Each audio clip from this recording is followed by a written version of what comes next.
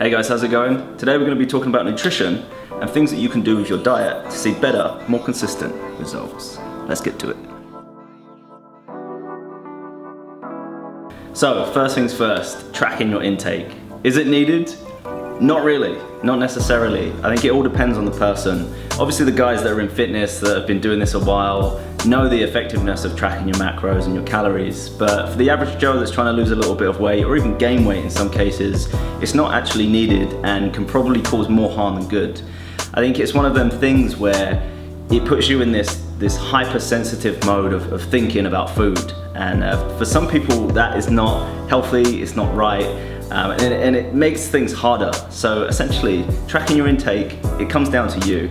It's preferred if you can do it and you can make it manageable and you're flexible with it, but it's not actually needed across the board. You can do different things to basically get the same results. So things like portion sizing, just getting a basic understanding of how different foods are calculated, what macronutrients, what type of calories are in certain types of food. That can really help the average Joe, let's say, that doesn't want to track macros and calories and stuff like that, to still get a good idea for how much they're consuming, because it is important, because we do need to know this information, but we don't need to be tracking it every single day for every single meal. So if I was to crack it in a nutshell, try and make it as easy as possible for you to stick to. So if you're one of these people that likes to track, track. If you're one of these people that don't like to track, don't track.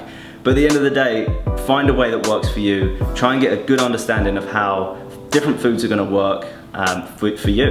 And from there, we can then make progress.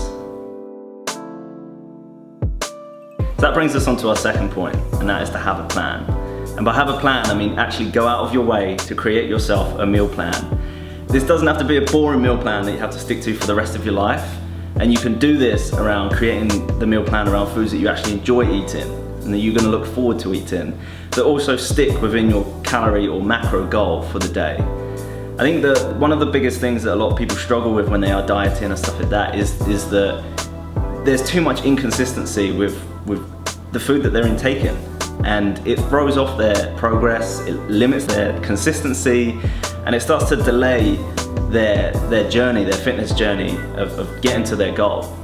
And I think by creating yourself a meal plan, you're saving time for yourself. You're taking this idea of food off of your mind, and you're able to just focus on what you need to do. You're able to be more consistent because you're eating the same foods day in, day out, which is gonna help with progress, believe it or not. And three, it just makes things a lot simpler for you. This isn't a meal plan that you have to stick to for the rest of your life. And I urge you to create multiple meal plans every 2 to 3 weeks to help keep things interesting and to just throw in a little bit of variety in your diet.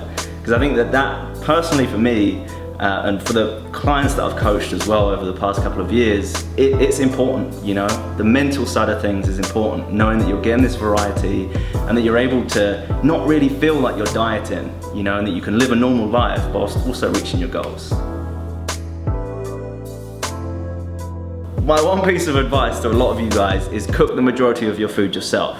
This is not to say that you can't go out and enjoy other foods and eat out and, be flexible with your diet, but cook the majority of your food yourself, because it's going to mean that you're in 100% control over what you're actually consuming. And I think that this is a very important point for a lot of young people that are looking to, get shredded or lose some weight or even gain weight in some cases.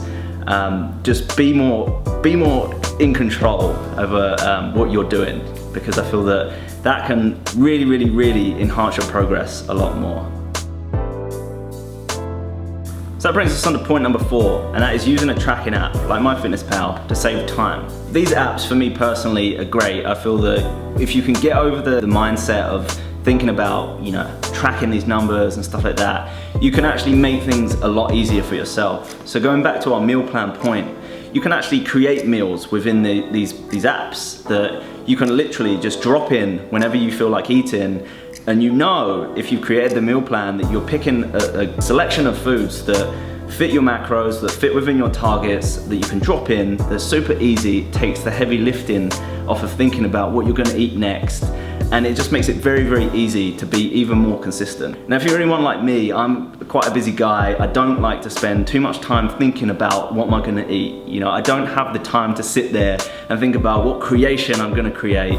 I just wanna know that I can go into my meals or pick a selection of meals or food that I know I like, it's gonna work, it's gonna fit within my targets, it's gonna be easy for me to cook and just make. I plug it in and I'm done. I don't have to waste any other time thinking about like, oh, you know, but I need like a gram of this, a gram of that. No, I've already done that. You know, I spent one day doing that at the start of the week, figuring out my meal plan, and it's done. I know that I can just go to the fridge, pull out whatever I need, pull it in a bowl, weigh it out a little bit, done. And I can walk away, eat my food, and not have to think about, oh no, you know, is it gonna fit? Is this the right choice? It is, I know it is, and that is what I urge you guys to do too. And to go along with that last point, I can't stress enough about how important it is to plan ahead. And I don't just mean planning ahead with your goals and, you know, where you want to be in 10 years time. Let's think about today. Let's think about the moment that you wake up. Start planning your day from then. Create a routine where you wake up in the morning, you brush your teeth, comb your hair, you style your hair, do whatever you need to do. You sit down for 5 minutes and you plan your meals for the day. Using a tracking app like MyFitnessPal, you can literally sit there and plug in exactly what food you're gonna eat for the day, make it fit within your target, and you're done. You can then grab your bags, get out the door, go to work, and all of the heavy lifting, thinking about what you're gonna eat, if it's gonna fit, oh my God, will I still be hungry at that time? It's done, it's already thought about, you know? As long as you follow this plan that you put together at the start of the day, you will reach your goals and you will be fine. It will be so easy for you to do. And if you're not doing this already, I urge you to do it because it is a lifesaver. So that brings me on to point number 5, and it's very, very similar to the last 2 points. It's creating a routine. Start getting to the habit of creating a routine that you're gonna stick to, that you enjoy, that you are gonna follow for the long haul, because this is gonna be important for you to reach your goal, your end goal at least. And what I mean by this as well is try and make this a part of your lifestyle. You know, it's gonna be very difficult at the start to gain momentum, but once you start doing these things and you start seeing the results from just taking these small little steps, you should start to really, really feel motivated and feel that you can push forward with this, you know? So make it a part of your lifestyle. So that brings us on to point number 6, and that is accountability. Now it's fine. We've all gone and done this. We've all overeaten. We've all woken up the next day. We've looked at the scale and we've seen it's gone way up. Or we look in the mirror and we see that the lines that we once had aren't there anymore. It's fine. Just don't make this a consistent habit. If you've messed up on one day in the week, yesterday, today, if you're messing up, it's fine. Just try not to think about it. Tomorrow's a new day. Think about what you're gonna do after this, you know? So we've messed up today, let's try and nip it in the bud. Let's try not to go too crazy. If we know we've already gone over, don't just go and think, you know what, screw it, let's just go and eat everything. No, try and set a limit on things, you know, try and at least keep the cap on it a little bit. Wake up tomorrow, rectify it. If you have overeaten, eat less tomorrow, and maybe less, depending on how much you've gone overboard, eat less the following day too. At the end of the day, we want to look at this over the period of a week. That's probably the most important thing for us. We want to try and gauge our progress over more of a weekly term as opposed to a day-to-day. So that brings us on to point number 7. Supplements. Supplementation. I take this supplement, you know, I'm gonna get shredded. Put on like 50 pounds in 10 weeks. Like, stop. Supplements are great, and I love them. I think that they definitely have a place in a diet.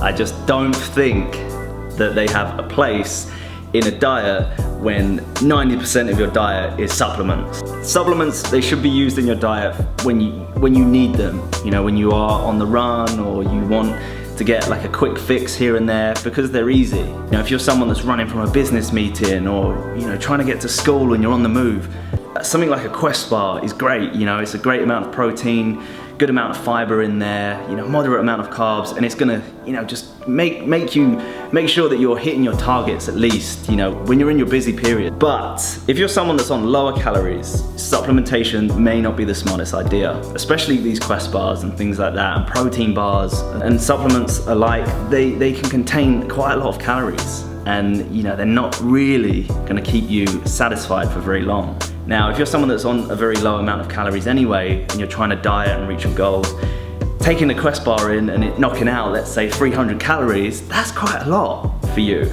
And now you have to then think about like, oh my God, like, was it worth it? That 10 minutes, it tasted great, but now I've got to try and get through 8 hours of my day and I've got 600 calories left. What am I gonna do? When it comes to supplements, just be smart, okay? They're great, they do save time, and they do definitely have a place in your diet. But again, just be smart about where you place these and if you even need them.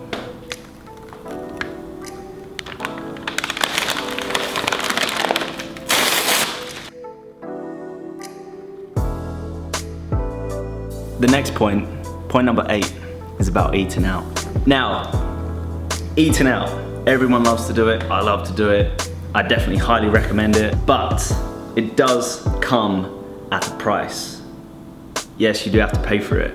But what I mean by it does come at a price is it can also cost you in terms of your calories and your intake. So, when you are going to eat out, try and always opt for the best option that's going to obviously suit your goals. So if you're someone that's on lower calories, don't go and get the spaghetti bolognese, because you can't have it. You really can't. You can't fit a spaghetti bolognese in your intake.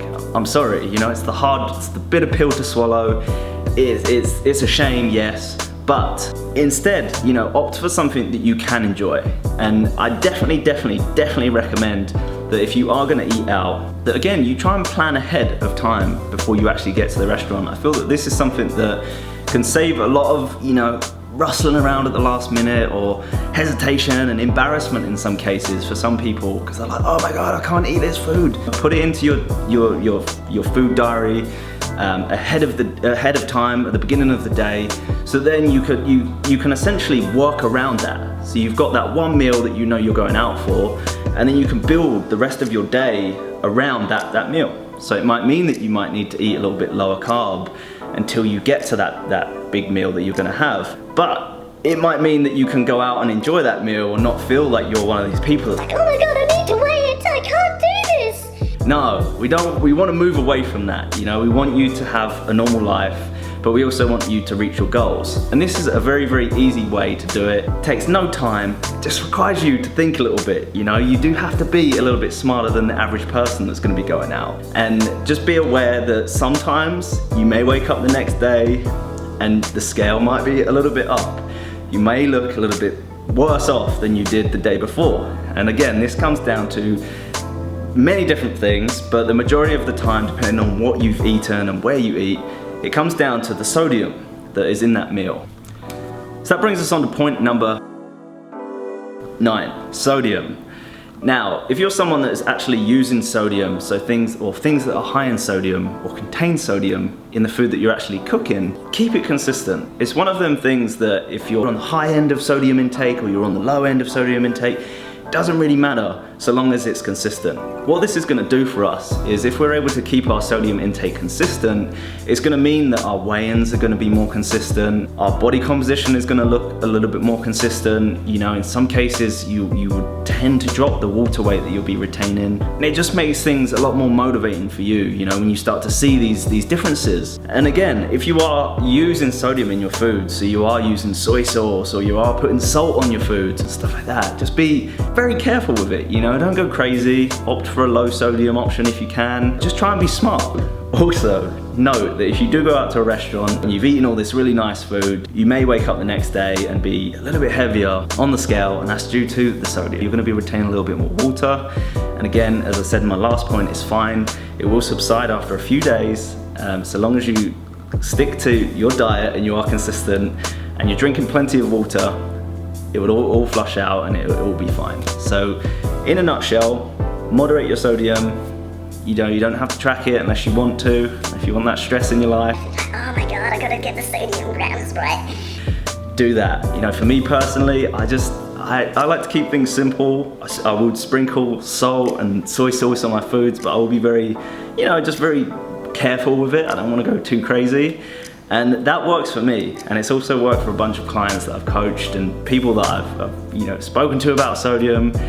Just keep it consistent, and if you are going to use it, just be very, very conservative. Finally, point number 10. This one's going to sum up all of the points that we've spoken about today, and that is to be flexible. Be as flexible as you need to be. Don't take this stuff and try and, make it very, very impossible for you to live your life. Things are gonna happen. There might be a birthday that you need to go to, or a meal that you need to go to, or an event you need to be at, which, isn't gonna align well with your diet. And it's fine. Just be flexible. Take the necessary precautions that you need to take in order to make it as easy as possible for you. That means if you're gonna go out and you're going for a meal that's come out of nowhere and you're like, oh my God, I didn't plan for this, it's fine, just eat a little bit less that day so that you can account for it. The same thing happens if you're at work, for example, and you're called out to go for drinks after work. Oh my God, alcohol, does that even work in a diet? Yes, it does. And again, don't overstress it. Just save some calories for it, Alcohol contains calories.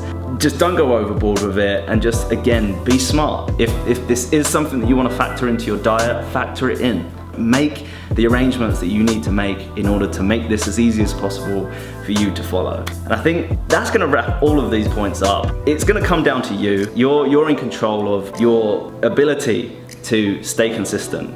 And I think that it's super important that you try and adopt some of these principles to make them a part of your lifestyle. And I think once you have got these down, these events that come out of nowhere, or these things that come out completely unplanned, just you take them in your stride. You don't stress about them, you just do them. You know that you can wake up the next day and you're still on track. So I'm gonna wrap this up right here. I think in a nutshell, it comes down to you. You just need to be smart and take the necessary precautions in order to ensure that you're reaching your goals and doing everything that you can to stay on track. So I hope you enjoyed this video. Give it a like, and if you are interested in coaching, feel free to drop me an email and we can take it from there. But as always, I'll catch you next time.